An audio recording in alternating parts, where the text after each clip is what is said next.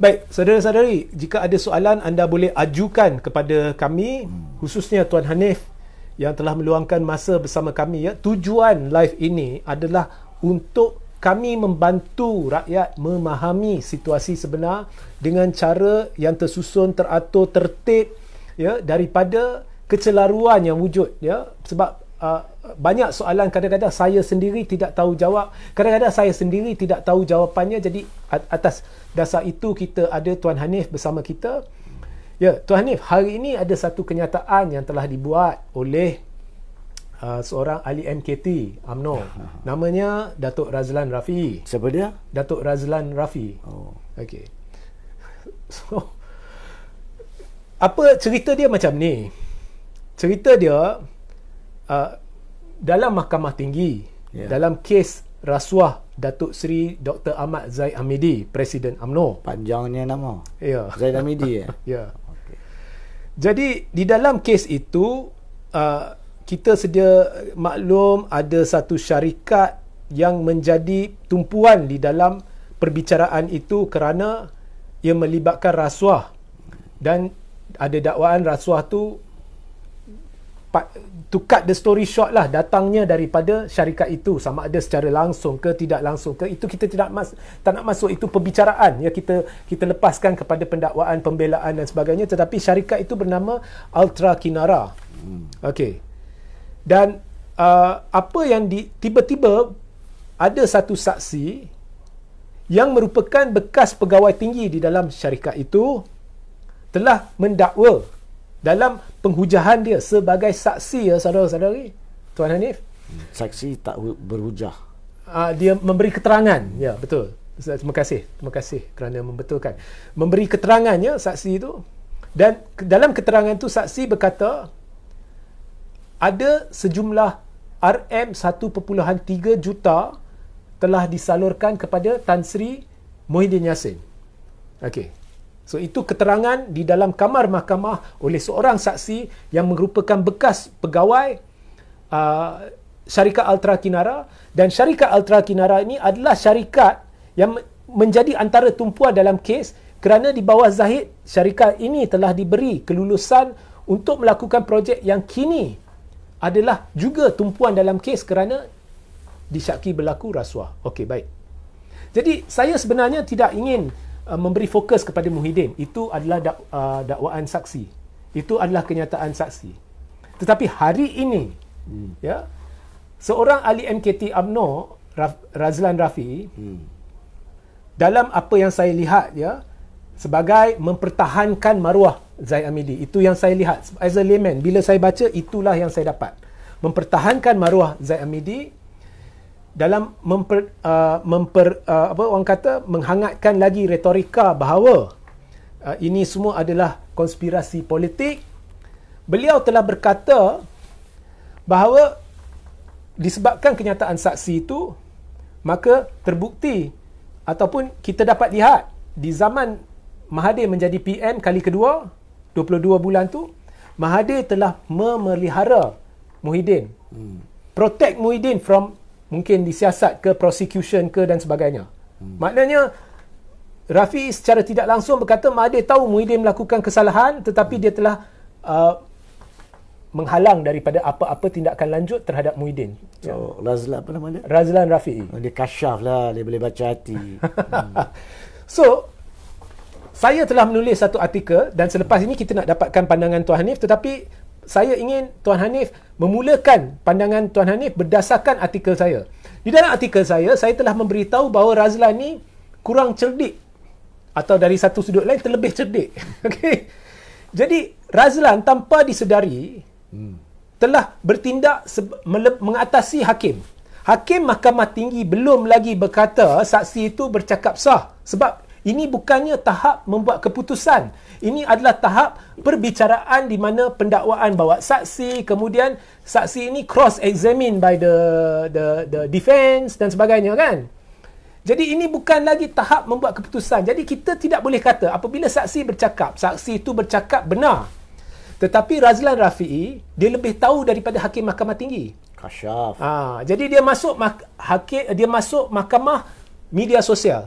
Dan di Mahkamah Media Sosial, hakim ya Razlan Rafiee ini telah memutuskan, ya, kalau kita baca keseluruhan mesej yang kita dapat, Hakim Razlan Rafiee ini dari MKT UMNO telah memutuskan bahawa saksi itu bercakap benar. Maknanya Muhyiddin sah menerima sogokan 1.3 juta ringgit. Maknanya kesimpulannya Mahathir telah memelihara Muhyiddin. Mahathir telah menghalang Muhyiddin daripada melakukan apa-apa tindakan dilakukan. Cukup hebat Razlan Rafiee ini. Tetapi Razlan Rafiee lupa bahawa dengan berkata demikian, Razlan Rafiee sedang mengesahkan bahawa berlaku tindakan kegiatan membayar rasuah melibatkan syarikat Ultra Kinara, dan itulah yang menjadi pokok atau salah satu tunjang di dalam perbicaraan Zahid Hamidi, iaitu syarikat Ultra Kinara telah merasuah Zahid. Maknanya secara tidak langsung Razlan Rafiee memperkukuhkan cadangan bahawa Zahid dirasuah. Apa pandangan Tuan Hanif? Terdapat berbagai isu di situ. Adanya adalah berkaitan undang-undang. Adalah antaranya yang berkaitan retorika palsu politik, dan adanya adalah perkara yang belum ada kepastian. Sebelum saya nak jawab soalan tu, saudara Regi, saya nak rakyat faham sedikit sebanyaklah. Cukuplah kita nak sibukkan diri, nak mendengar orang yang tak layak bercakap dalam perkara itu. Dalam mereka tak layak nak tadbir urus negara, menghancurkan negara di tahap ini, sekarang mereka nak mencelarukan apakah itu proses kehakiman. Mereka tidak mempunyai hak moral untuk bercakap, apatah lagi tidak ada kelayakan pun. Adakah mereka faham apa itu perbicaraan? Adakah mereka faham apakah maksudnya keterangan? Adakah mereka faham apa itu soal utama? Pernah dengar tak Razlan Rafiee soal utama sebelum pada hari ini? Tahu tak apa itu soal balas? Tahu tak apa itu soal semula? Tahu tak apa itu penemuan mahkamah? Tahu tak apa itu keputusan mahkamah? Tahu tak apa itu sabitan mahkamah? Apa itu hukuman mahkamah? Dan apakah itu penghakiman mahkamah? Setiap perkataan bunyi macam bahasa Melayu mudah, tapi manakala digunakan dalam sistem kehakiman dan perundangan, ia membawa maksud perundangan dan kehakiman sendiri yang orang yang tak mengikuti bidang guaman dan kehakiman tidak boleh faham. Bila dia bercakap, dia akan muntahkan kecelaruan, kekeliruan dan kecacar marbaan lagi. Dan kalau orang nak dengar pendapat orang seperti ini, siapa nama dia? Razlan Rafiee. Maka kita akan lebih sesat. Dahlah kita sudah sesat, kita akan lebih sesat. Pertama sekali, betul saudara Regi, tindakan ni tak payah kita nak selindung, adalah pertuduhan rasuah terhadap Ahmad Zahid Hamidi yang dituduh mengambil lebih kurang 43 juta ringgit dalam pelbagai transaksi daripada Ultra Kirana berhubung dengan kelulusan berkaitan visa tersebut. Itu pertuduhan, itu bukan dakwaan lagi, itu bukan aligasi. Itu adalah pertuduhan. Pertuduhan yang perlu dibuktikan, wajib dibuktikan oleh pendakwa raya dalam mahkamah. Dan sekarang ini pendakwa raya telah memanggil saksi demi saksi untuk menyokong setiap satu elemen pertuduhan. Tiba seorang saksi ini yang bernama Tan, tak silap saya, Cina, seorang bekas pegawai Ultra Kirana, telah memberi keterangan utama tentang pemberian wang ataupun penglibatan diri beliau dalam pemberian wang kepada Zahid Hamidi. Dan dia selesai soal utama. Dia duduk. Tapi selepas selesai soal utama, peguam bela Zahid Hamidi berhak, dari segi perundangan, Zahid Hamidi berhak untuk bertanya soalan untuk menunjukkan ada atau tidak mana-mana bahagian daripada keterangan saksi ini menunjukkan dia memberikan keterangan yang tidak betul. Dan kalau ada, maka keterangan beliau perlu dibuang. Atau ada atau tidak apa-apa keterangan beliau yang boleh menjadi pembelaan Zahid Hamidi. Kalau ada, maka dia gunakan saksi ini untuk tanya soalan-soalan yang boleh menjadi pembelaan kepada Zahid Hamidi. Now, kita stop di sini. Pada masa ini, saksi ini, saya percaya pada hari Khamis dan Jumaat, masih memberi kenyataan soal balas. Saya percaya beliau belum sudahkan lagi pun soal semula. Jadi tahap ini, apa yang dia cakap dalam soal utama, apa yang dicakap dalam soal balas oleh Peguam Zahid Hamidi dan apa yang dia akan cakap jika ada soal semula oleh pendakwa raya belum selesai, belum muktamad. Dan kalau muktamad pun bukan untuk pihak media menentukan apa yang dicakap tu diterima atau tidak oleh mahkamah. Dan bila bukan untuk pihak media untuk membuat keputusan itu, maka laporan media adalah cuma untuk memaklumkan apa yang berlaku, bukan yang memaklumkan apa yang berlaku itu telah diterima oleh mahkamah. Betul. Let me Setuju. explain this. Setuju. Ini selalu adalah kesalahan rakyat dalam membaca laporan. Tajuk laporan mengatakan saksi Altera Kirana memberi duit kepada Hishamuddin Hussein On, Khairi Jamaluddin, Rizal Marikan, Syafiq Abdal, Muhyiddin Yassin. Dia cakap, memang dia cakap dalam mahkamah. Adakah itu sudah diterima oleh mahkamah? Kenapa baca tajuk saja? Jangan salahkan media. Media cuma letak tajuk yang sensasi. Itu nombor satu, rakyat kena faham. Saya bukan membela sesiapa saja. Siapa yang kenal saya tahu. Yang betul adalah betul, yang salah adalah salah. Jadi balik kepada isu di sini.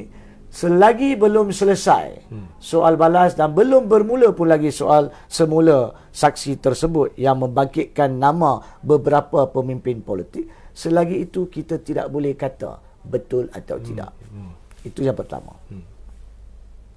Dan walaupun tamat sekalipun, kita tidak tahu yang ia sudah diterima oleh mahkamah atau tidak sehingga mahkamah di hujung kes pendakwaan membuat keputusan ada atau tidak pembelaan yang perlu dipanggil ataupun Zahid Hamidi dibebaskan. Pada masa itu mahkamah bagi alasan.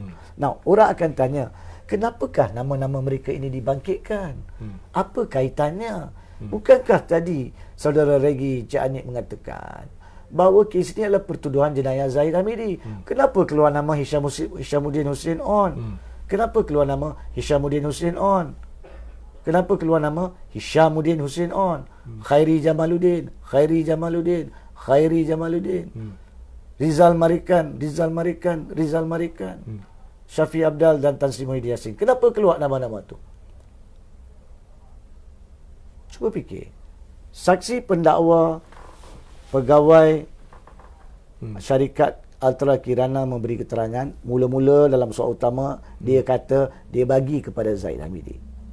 Now, antara pembelaan yang akan ditampilkan dalam kes-kes berkaitan pertuduhan rasuah terhadap para pemimpin adalah ini bukan rasuah. Tunggulah nanti, itu yang akan dihujahkan. Ini adalah pemberian politik, dana politik. Nampak tak? Seperti mana yang dibangkitkan oleh Kunan. Seperti mana yang digugurkan pertuduhan terhadap Musa Aman. Seperti mana yang cuba dibangkitkan oleh pihak-pihak lain yang menghadapi pertuduhan dalam kes-kes lain. Dan juga Zahid Hamidi yang juga bangkitkan perkara itu dalam pertuduhan lain akal budi. Kenapa mereka bangkitkan ini sebagai pembelaan?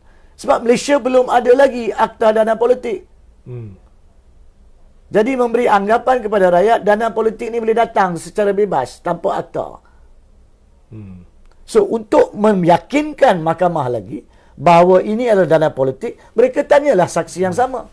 Saksi pendakwa, selain daripada Zahid Hamidi, siapa lagi yang awak bagi? Sebab mereka sendiri akan mengatakan itu adalah dana politik. Kenapa orang-orang UMNO lompat? Apa yang cuba dibangkitkan oleh Zahid Hamidi adalah untuk cuba meyakinkan pembelaan dana politik, bukan untuk tuduh 5 orang ni dapat rasuah. Bakal betul lah. Ya. Begitu juga dengan Bersatu. Di sini saya kena memberikan satu komen bahawa tindakan Tan Sri Muhyiddin Yassin untuk mengeluarkan kenyataan adalah satu tindakan terhormat.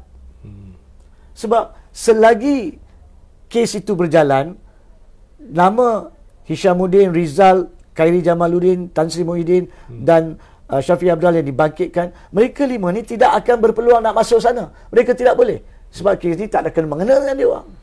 Nama dia orang dibangkitkan pun berkaitan dengan isu dana politik atau tidak.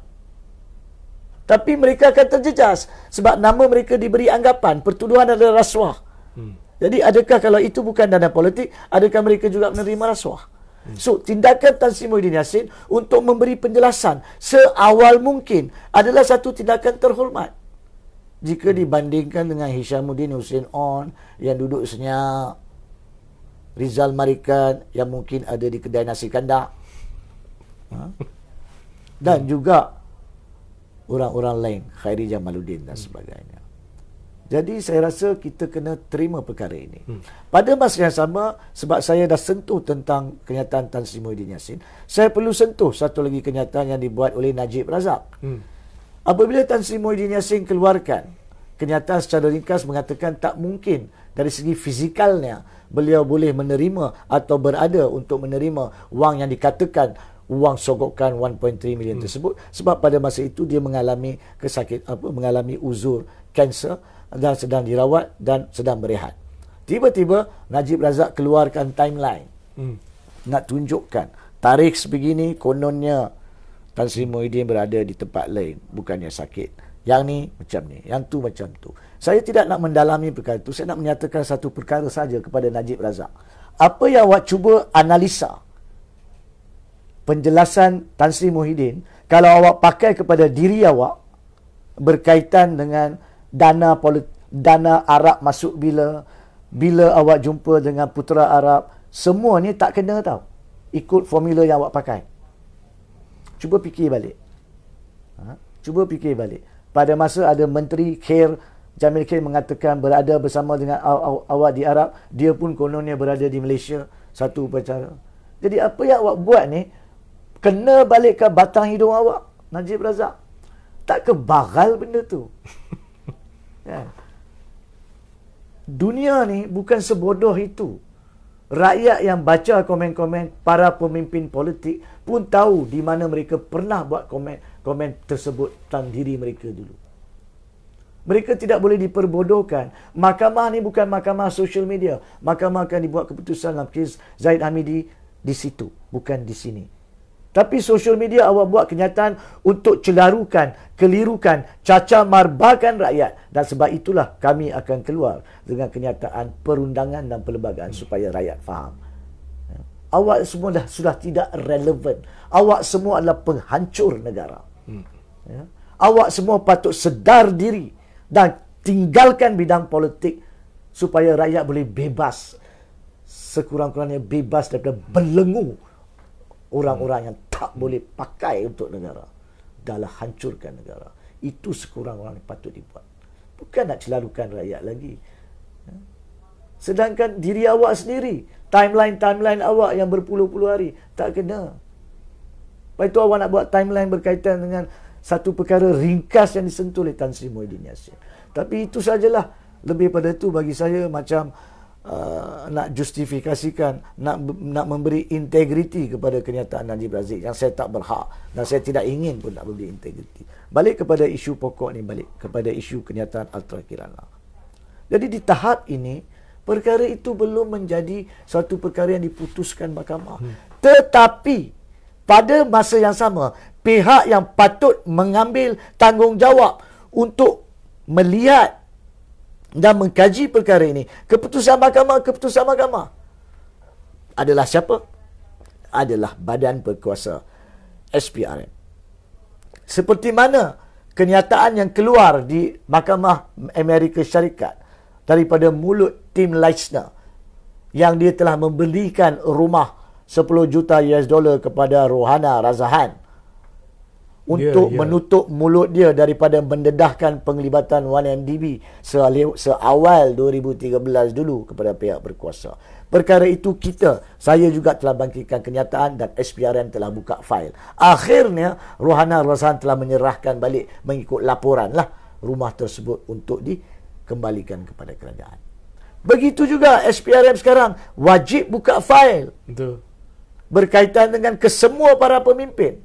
Yang mana yang tidak mengambil, seperti yang dijelaskan oleh Tan Sri Muhyiddin Yassin, tidak ada perkara mereka nak takut. Tan Sri Muhyiddin Yassin pun dah menyatakan, saya rela bekerjasama. Tapi SPRM kena buka fail. Kenapakah Azam Baki berani nak buat kenyataan menyeleweng kedaulatan undang-undang? Kononnya 3 hari selepas kenyataan RPK, 2 hari selepas laporan polis Hakim Nazlan, dia berani mengatakan sudah buka siasatan terhadap hakim. Hari Jumaat, hari Khamis, saksi Altera Kirana buat kenyataan. Hari ini sudah hari Sabtu. Saya harap dalam tempoh 2 hari, yakni esok, Azam Baki keluar kenyataan, kami sudah buka siasatan terhadap Hishamuddin Hussein On, Rizal Marikan, Khairi Jamaluddin dan semuanya. Berani kerana benar lah Azam. Azam kerana konsisten. We expect a press conference. I don't care if there's a press conference ataupun press statement. I expect an explanation. A consistent, efficient person in charge must be consistent. Dan di sini dia tidak boleh nak lari pada hakikat. Sebab kes ini bukan di Amerika Syarikat pun. Di Amerika Syarikat file boleh dibuka. Kes ni di Malaysia. Boleh minta catatan daripada mahkamah. Sekarang ni ada CD. CD boleh diminta oleh pegawai mahkamah. Even DPP, SPRM ni boleh minta. Dan CD boleh ditranscribe. Baca balik apa yang dia cakap. Dan buka kertas siasatan. Panggil Hishamuddin Hussein On. Hishamuddin Hussein On. Hishamuddin Hussein On. Saya kena ulang 3 kali. Sebab kalau tidak, tak masuk kepala macam-macam mereka. Panggil siasat. Dan ambil tuduhan. Dan akhir sekali tentang yang kasyaf ni, konon yang kasyaf ni. Sulalah faham sedikit. Adakah awak mengandaikan seorang Perdana Menteri boleh mencampuri urusan peguam negara? Kalau awak mengatakan bahawa Tun Dr. Mahathir cuba kononnya melindungi Tan Sri Muhyiddin Yassin, maka awak berada dalam kategori yang sama dengan Tommy Thomas. Adakah awak mengatakan bahawa Perdana Menteri boleh mencampuri? Jadi adakah awak mengandaikan apabila Najib Razak menjadi Perdana Menteri ke-6, dia mencampuri kes Anwar Ibrahim? Apa yang awak cakap ni? Fikir balik. Dan untuk pengetahuan awak, Tommy Thomas dalam buku dia, orang itu sendiri mengatakan dia tidak pernah dicampuri oleh Tun dalam apa-apa urusan kependakwarayaan. Nak buat tomahan pun kena ada asas. Janganlah buat tomahan yang terlampau cerdik sampai jadi bodoh. Cukup-cukuplah. Rakyat dah muak dengan politik baral macam ni. Negara dah hancur. Negara dah tak tahu nak ke mana.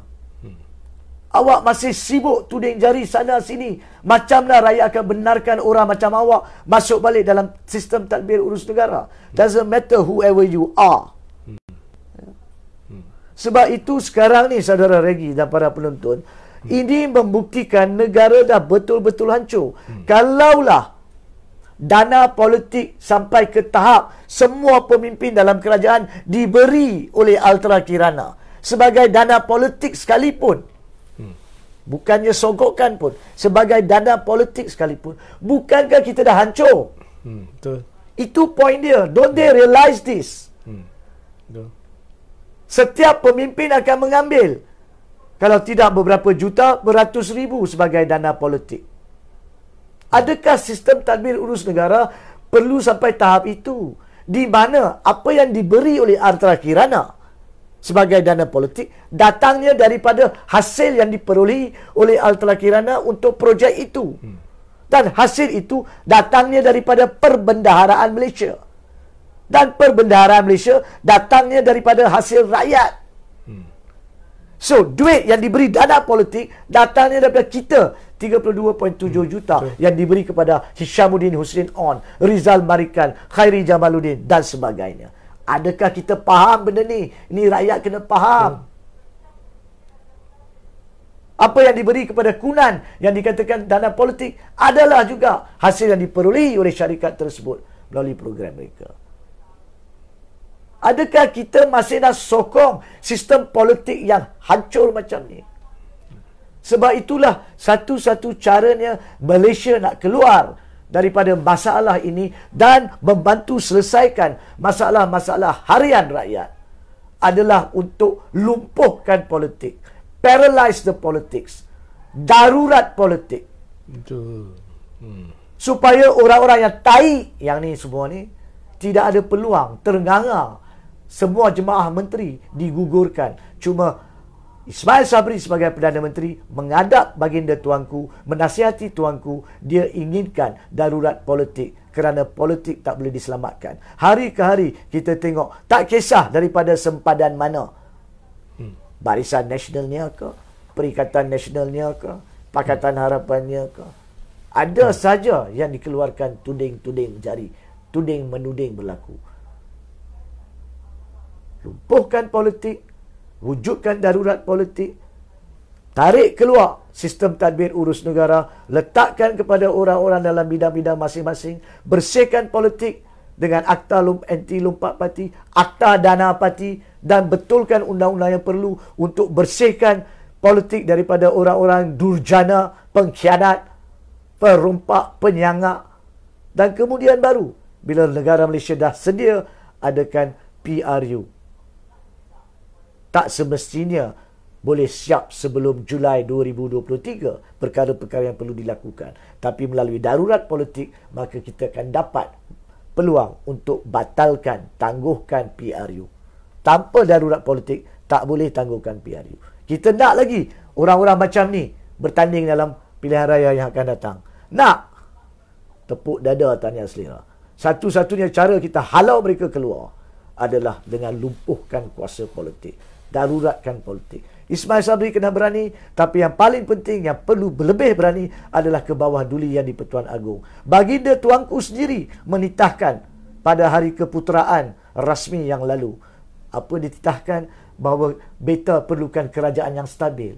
Nak kerajaan stabil, kena lumpuhkan parti. Kena lumpuhkan politik. Kena adakan darurat politik. Beta perlukan suatu negara yang boleh selesaikan masalah makanan, shortage of food, masalah kelangsungan hidup, harga yang naik. Cara nak selesaikan tu, batalkan politik, lumpuhkan politik, daruratkan politik. Beta perlukan satu negara, satu kerajaan yang boleh naikkan balik nama negara Malaysia di khalayak ramai. Caranya darurat politik. Rakyat di luar, negara luar, pemerintah luar akan lebih menghormati Malaysia, akan lebih menghormati ketua negara ke bawah dulian di Pertuan Agong yang berani membuat perkara yang drastik tapi yang penting untuk rakyat. Kalau kita mempunyai penyakit yang paling buruk yang memakan badan kita, maka kita perlu potong bahagian badan kita pada masa yang perlu sebelum dia merebak dan hancurkan negara. Darurat politik perlu diadakan serta-merta. Selewat-lewatnya tengah malam ini. Sekian, Saudara Regi. Betul. Okay. Mula-mula saya nak sebut Razlan Rafi, dengar. Tapi sekarang saya ubah. Korang semua, ya, ahli-ahli politik, dengar.